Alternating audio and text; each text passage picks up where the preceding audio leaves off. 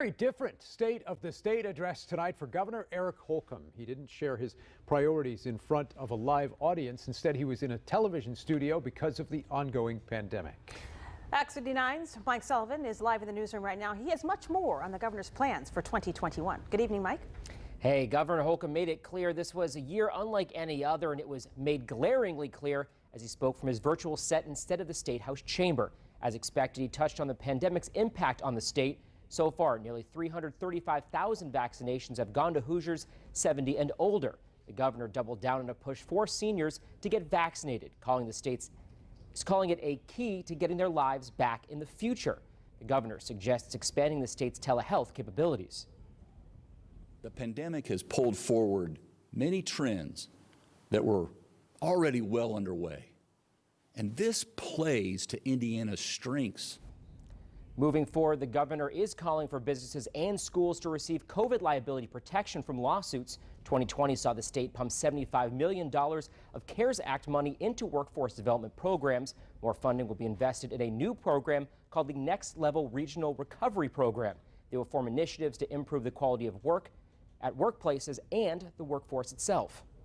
For Indiana, the future is now, and the world continues to hear Indiana's engines roar.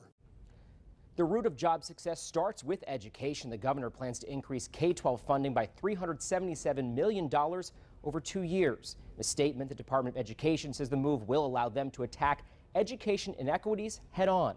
They say it can also improve teacher pay. The state has already distributed $61 million to schools to improve remote learning capabilities. Parents not only deserve to have options about where they send their child to be educated, after all, they pay for it, but at the same time, those options shouldn't come at the expense of the public school system. In response to the governor's comments tonight, members of the Indiana Democratic Party were glad to see the governor address certain job programs and a willingness to improve working conditions for pregnant Hoosiers.